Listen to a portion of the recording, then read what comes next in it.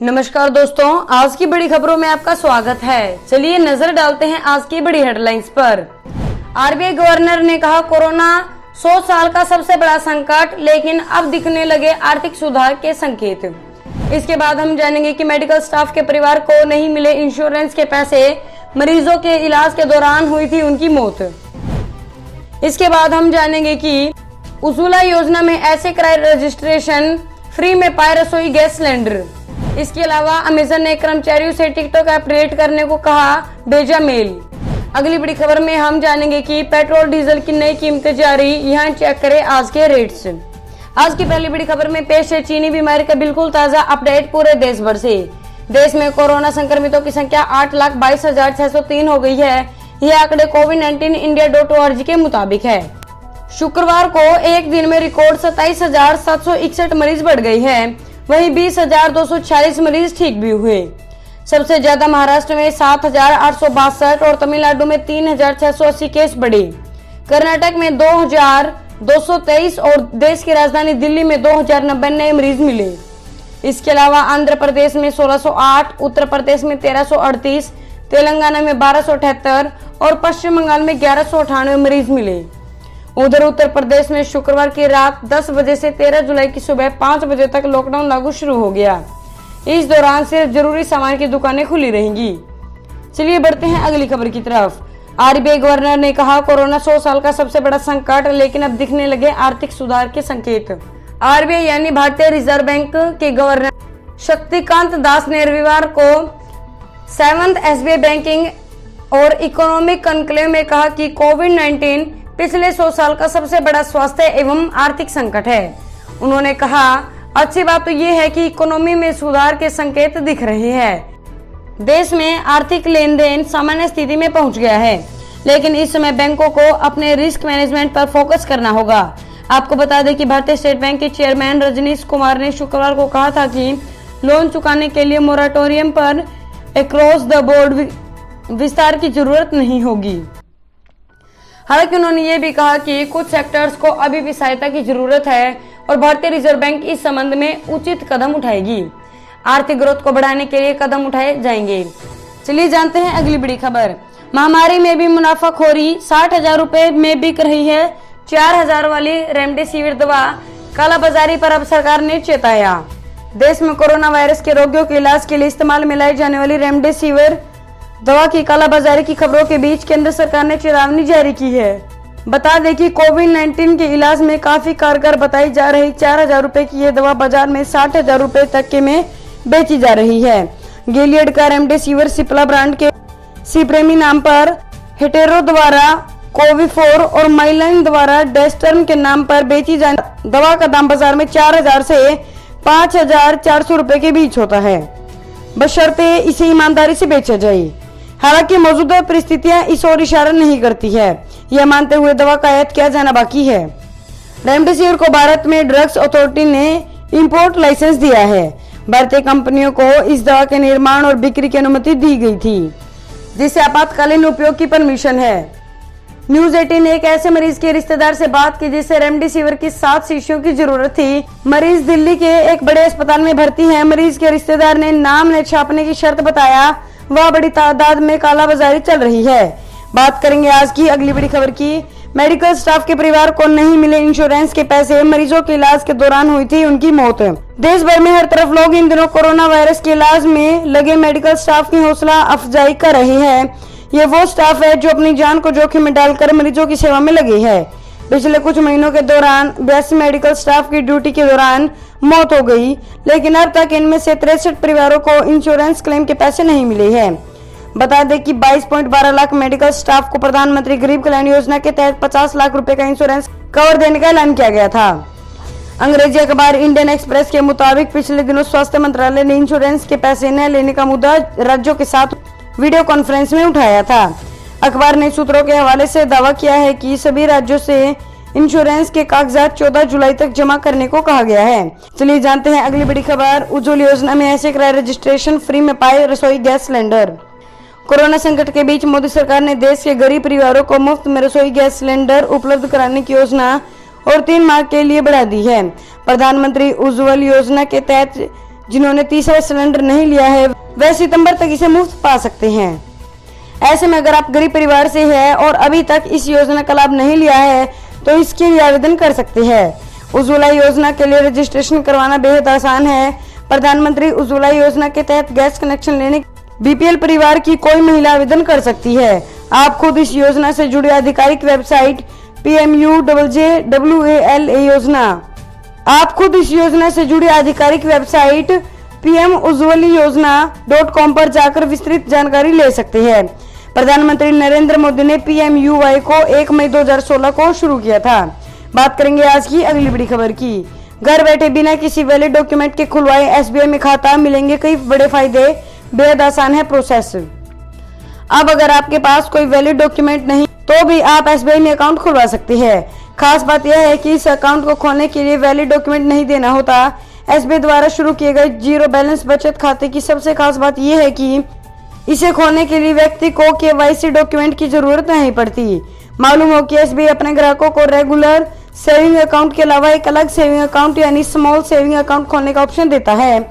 इसमें ग्राहकों को KYC की प्रक्रिया से गुजरना नहीं होता है। बैंक के मुताबिक यह अकाउंट 18 साल से ज्यादा उम्र वाले व्यक्ति खोल सकते हैं।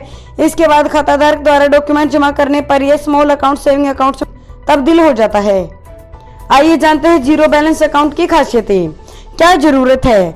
SBI के अनुसार SBI का स्मॉल अकाउंट खोलने वाले अधिकृत बैंक अधिकारी के पास आपको एक सेल्फ अटेस्टेड फोटोग्राफ और हस्ताक्षर या अंगूठे का इंप्रेशन जमा करना होगा।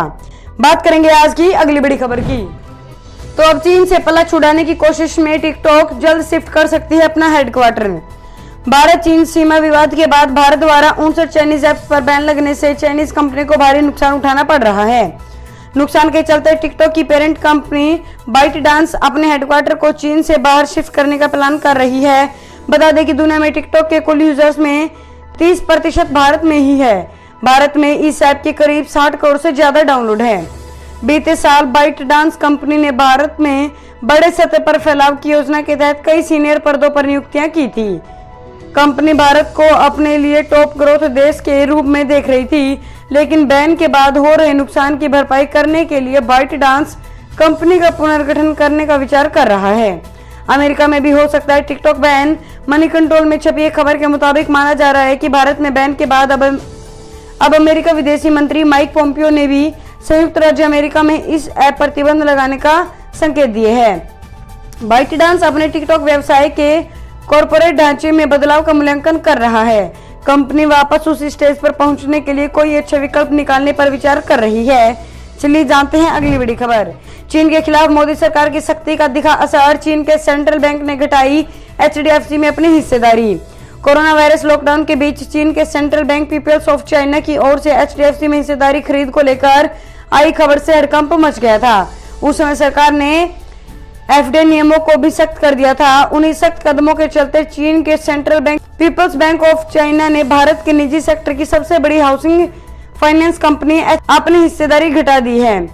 अप्रैल में पीपल्स बैंक ऑफ चाइना ने HDFC में 1.01% की हिस्सेदारी 3,300 करोड़ रुपए के निवेश के साथ खरीदी थी। चीन के सेंट्रल बैंक ने HDFC में कितनी हिस्सेदारी बेची? न्यूज एजेंसी PTI के मुताबिक HDFC की ओर से स्टॉक मार्केट एक्सचेंजों को दी गई जानकारी में बताया गया है कि चीन के सेंट्रल बैंक ने HDFC अपने कम से कम कुछ हिस्सेदारी बेची है। एक्सचेंज को दी गई जानकारी में बताया गया है कि जून के अंत तक चीनी सेंट्रल बैंक ने 1% हिस्सेदारी कम कर दी है। चलिए जानते हैं अगली बड़ी खबर। पेट्रोल डीजल की नई कीमतें जारी, यहाँ चेक करें आज के रेट से। देश में आज पेट्रोल और डीजल की कीमत लगातार 12वें दिन स्थिर रही। पेट्रोल डीजल के मूल्य में वृद्धि न होने से आम आदमी को थोड़ी राहत मिली है। बता दें कि कई दिनों से पेट्रोल डीजल के दाम में तेजी देखने को मिल रही थी। ऐसे में आम आदमी की मुश्किलें भी बढ़ती जा रही थी, लेकिन पिछले 12 दिन से पेट्रोल की कीमत में कोई इजाफा नहीं हुआ है। सरकारी ऑयल मार्केटिंग कंपनी IOC ने शनिवार को पेट्रोल डीजल की कीमतों में बढ़ोतरी नहीं की है। राजधानी दिल्ली में पेट्रोल की कीमत 80.43 रुपए प्रति लीटर और डीजल 80.78 रुपए प्रति लीटर रहा। रोजाना सुबह 6 बजे बदलती है कीमत। प्रतिदिन सुबह 6 बजे पेट्रोल और डीजल की कीमतों में बदलाव होता है। सुबह 6 बजे से ही नई दरें लागू हो जाती है। पेट्रोल व डीजल के दाम में एक्साइज ड्यूटी, डीलर कमीशन और अन्य चीजें जोड़ने के बाद इसका दाम दोगुना हो जाता है। अगली बड़ी खबर, अमेजन के कर्मचारियों ने टिकटॉक ऐप डिलीट करने को कहा, भेजा mail. E commerce company Amazon ने अपने कर्मचारियों से चीनी short video making app TikTok का फोन से डिलीट करने को कहा है। कंपनी ने शुक्रवार को कर्मचारियों को भेजे गए एक ईमेल में सिक्योरिटी रिस्क का हवाला देते हुए टिकटॉक ऐप को डिलीट करने को कहा है। न्यूयॉर्क टाइम्स ने अपनी एक रिपोर्ट में इस बारे में जानकारी दी। टिकटॉक डिलीट नहीं करने पर बंद हो जाएगी अमेजन ईमेल सर्विस। अमेजन ने इस ईमेल में कहा है कि कर्मचारियों को उन डिवाइस से यह ऐप डिलीट करना होगा जिसे अमेजन ईमेल का एक्सेस है। कर्मचारियों को कहा गया है कि शुक्रवार तक अपने मोबाइल से यह ऐप डिलीट करना होगा, तभी उनके डिवाइस पर अमेजन ईमेल एक्सेस जारी रहेगा। हालांकि कंपनी ने यह भी कहा है कि अमेजन वर्कर्स अपने लैपटॉप ब्राउजर से टिकटॉक का इस्तेमाल कर सकते हैं। चलिए जानते हैं अगली बड़ी खबर। बंटवारे के समय पाक में 428 मंदिर थे, उनमें से 408 दुकानें दफ्तर बन गए। हर साल 1000 से ज्यादा लड़कियां इस्लाम कबूलने को मजबूर। मैं इस बात से सहमत नहीं हूं कि मजहब किसी व्यक्ति का निजी मामला है और न ही इस बात से सहमत हूं कि एक इस्लामिक स्टेट में किसी व्यक्ति को समान अधिकार मिले, चाहे उसका धर्म, जाति या यकीन कुछ भी हो, ख्वाजा नजीमुद्दीन ने कही थी। एक इस्लामिक स्टेट की मांग को लेकर अड़ने वाले मोहम्मद अली जिन्ना के साथियों में से एक थे नजीमुद्दीन। उनको बस इसी बात से समझा जा सकता था कि पाकिस्तान के अल्पसंख्यकों की हालात उस समय क्या रही होगी और अब क्या होगी। इन सब का जिक्र इसलिए क्योंकि पिछले महीने ही पाकिस्तान की इमरान सरकार ने राजधानी इस्लामाबाद में कृष्ण मंदिर बनाने की मंजूरी दी थी। यह इस्लामाबाद का पहला मंदिर होता है। इसके लिए सरकार ने 10 करोड़ रुपए भी दिए थे, लेकिन 20,000 वर्ग फुट में बनने जा रहे इस मंदिर की दीवार बन रही थी कि कट्टरपंथियों ने इसे तोड़ डाला। इतना ही नहीं, दीवार ढहने से 2 दिन पहले ही सरकार ने कट्टरपंथियों के दबाव में आकर मंदिर निर्माण पर रोक लगा दी थी। बात करेंगे आज की अगली बड़ी खबर की।